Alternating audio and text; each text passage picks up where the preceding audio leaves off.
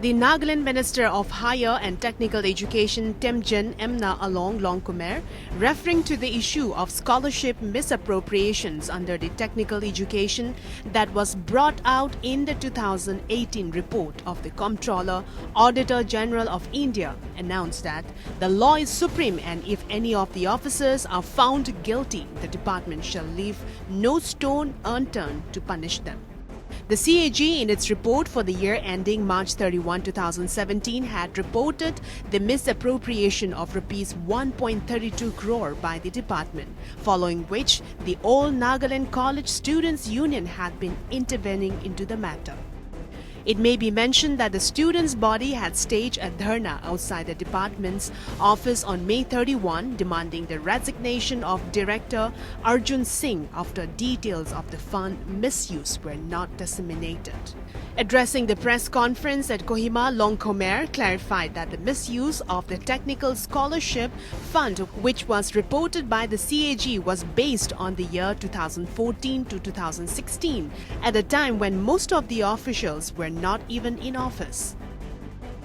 We want to tell you very clear that we are open to any questions from any one of you and from the public in the right. This is a scholarship issue of the technical education students, not of general college students, of technical education students from the year 2014 to 16. We are not trying to blame anybody. So 2014 to 16, I think most of us were not here also.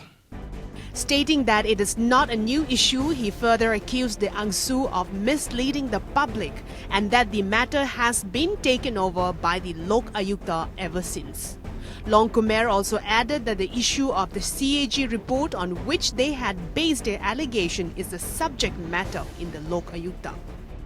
The Angsu had gone a little bit too far in asking the resignation of a director on moral grounds, whereas the issue of the CAG report on which they had based their allegation is a subject matter in the Lokayukta at first. And our departments, we are trying our best to build our institutions in the best possible way. He concluded by saying that the final verdict of the law shall be made known to all the people through the right medium. Meanwhile, on Tuesday, all Nagaland College Students' Union sat on an indefinite hunger strike demanding the state government fulfills the union's charter of demands at Secretariat Kohima. In a representation addressed to the State Chief Minister Angsu, President Kathopi Aomi and General Secretary Vimeyiko Vitso listed out the union's charter of demand which it had been demanding on several occasions. The demand include immediate resignations of Director Technical Education, actions against those officials involved in the alleged misappropriations of state technical scholarship funds amounting to Rs 1.32 crore, and immediate actions on nodal cell to implement all kinds of scholarship schemes. Angsu also demanded immediate actions on land issues of Kohima Science College, among others. We want a separate cell for our scholarship schemes. We want no disturbance in any of our college's land. No dispute, no encroachment.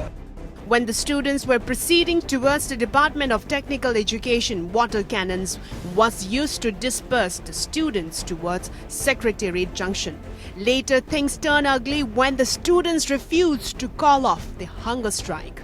The police again used water cannons since the protests were carried out without permission from the administration.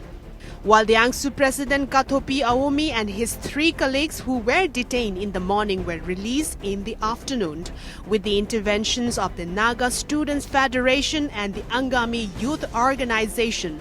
Later, the protesters were dispersed in a peaceful manner for the day. With Inzan Bemukuvong, Kohima.